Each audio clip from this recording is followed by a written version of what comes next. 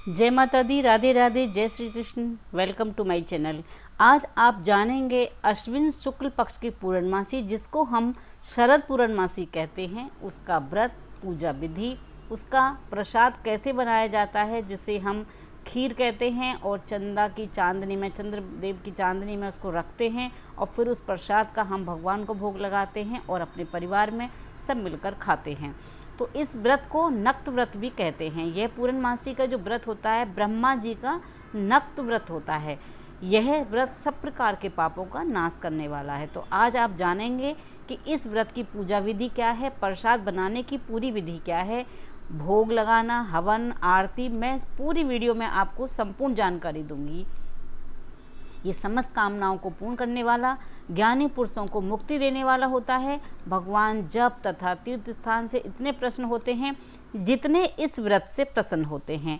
जो ब्रह्मा जी के आगे इस दिन कपूर जलाता है, उसको बड़े बड़े वृक्षों का गोदान का फल मिलता है तथा उसके कई कुल, मतलब एक पीढ़ी, दो पीढ़ी, कई कुल जो होते हैं उसके, वो बैकुंठ को प्राप्त होते हैं। जो केसर तथा कस्तूरी सहित कपूर अर्पण करता है, उसके कई वंश ब्रह्मलोक को प्राप्त होते हैं। जो स्त्री इस दिन वस्त्र का दान करती हैं, वह कपड़े के सूत्र के धारों की संख्या के बराबर करोड़ वर्ष तक बैकुंठ में वास करती हैं। जो गहनों का दान करते हैं, उनको ब्रह्मलोक की प्राप्ति होती है।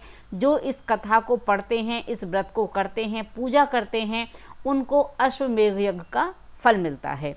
तो ये जो मैं आपको दिखा रही हूँ कि हम प्रसाद कैसे बनाएंगे। दूध, आप काऊ मिल्क ले लीजिए, आजकल पैकेट में मिल जाता है। अगर आपके पास गाय का दूध मिलना अवेलेबल है तो बहुत अच्छी बात है, नहीं तो काऊ मिल्क का पैकेट ले लीजिए और उसमें ये खीर बनाइए। आपको पवित्रता का, शुद्धिकरण का बहुत ध्यान रखना है और उसके बाद आपको ये खीर का प्रसाद बनाना है। पहले प्रसाद बनाकर रख लीजिए। उसके बाद जब आप पूजा करेंगे तो आप चाहें अलग से चौकी लगा लें, नहीं तो आपका जो घर का मंदिर है उसको साफ़ कर लें, सब भगवान को अच्छे से स्नान करा लें, पंचामृत से कराएं, नहीं तो जल में गंगा जल डालकर स्नान करा लें। उसके बाद में जब खीर बन जाएगी आपकी, आपका मंदिर भी साफ़ हो जाएगा, चौकी लग जाएगी आपकी, आप धूप जलाएं, दीप जलाएं, पंचोपचार पूजा करें। पंचोपचार पूजा मैं अपनी सब वीडियो में दिखा चुकी हूँ।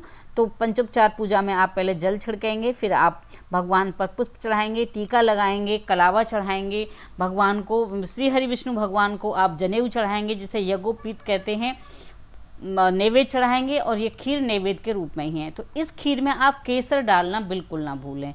आप थोड़ा सा केसर ज़रूर डालें। आजकल केसर मार्केट में बहुत कंपनियों का और सही रेट में मिल जाता है। चाहे आप 2 पंखुड़ी डालें, लेकिन आपको केसर डालकर ही खीर बनाना चाहिए, उससे माता लक्ष्मी की कृपा प्राप्त होती है। खीर नैवेद्य में आप दूध से बने हुए पकवान भी बना सकते हैं, जैसे खोए के लड्डू बना सकते हैं, पेड़ा बर्फी बना सकते हैं।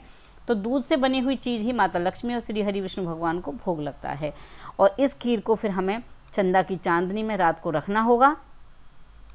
कैसे रखना है उसकी वीडियो भी मैं आपको दूंगी कि खीर रखने की सही विधि क्या है, प्रसाद भगवान को लगाने की सही विधि क्या है। तो खीर बनकर तैयार हो गई, मंदिर की भी सफाई हो गई, मंदिर में भी भगवान जी को सबको अच्छे से बिठा दिया है। उसके बाद मैं आपको पूजा की बताऊंगी।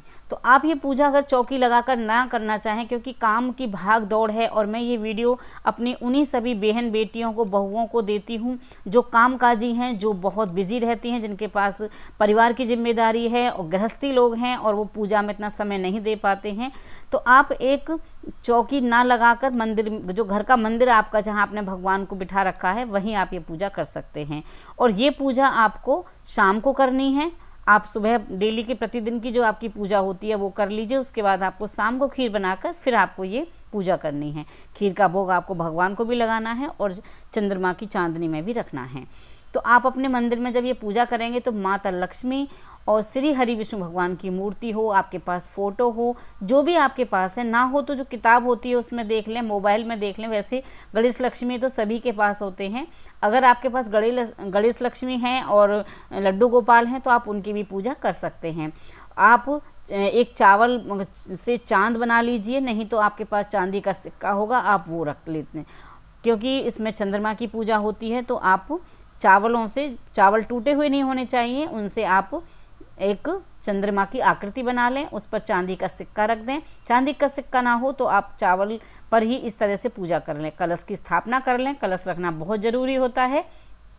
कलश के नीचे भी थोड़े से चावल रखेंगे। प्रसाद में खीर को रख लें, पंचामृत बना लें, कसार बना लें। पंचामृत और कसार कैसे बनाते हैं, भोग कैसे लगाते हैं, उसकी वीडियो मेरे आपको सत्यनारायण भगवान की पूर्णमासी की पूजा विधि वाली वीडियो में मिल सकती है। मैं उसका डिस्क्रिप्शन बॉक्स में लिंक दे दूंगी, आप वहां से देख सकते हैं।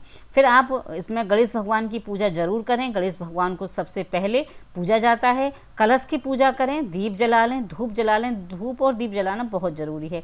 केले का प्रसाद अवश्य रखें, उसे कदली फल मेवा कहते हैं, तो केले का प्रसाद रखना बहुत ज़रूरी होता है। और आप ऋतु फल भी रख सकते हैं, और नैवेद्य में आप बतासे भी रख सकते हैं खीर के साथ। अगर आपने मिठाई नहीं बनाई है तो आप बतासे रख सकते हैं। आप बतासे से भी चंद्रमा का रूप देखकर पूजा कर सकते हैं, क्योंकि हमें नैवेद्य रखना होता है और बतासे भी नैवेद्य में आते हैं। तुलसी जी की पूजा भी करनी है, तुलसी जी पर आपको दीपक लगाना है।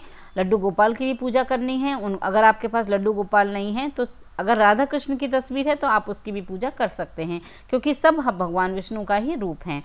तो आप उसके बाद जब आप पूजा कर लेंगे, भगवान का भोग लगा लेंगे, फिर उसके बाद आप आरती हवन करेंगे। हवन के बाद आप आरती करेंगे। हवन करना बहुत ज़रूरी होता है। कुछ हमारी पूजा ऐसी होती हैं जिनमें हमें हवन अवश्य करना चाहिए, और बहुत छोटा हवन अगर आप ना करना चाहें, आपको नहीं करना है, आपके पास सुविधाएं नहीं है, तो आप एक मिट्टी के दिए में कपूर और 2 लौंग डालकर जलाएं और आरती करें, तो वो हवन का ही रूप हो जाता है।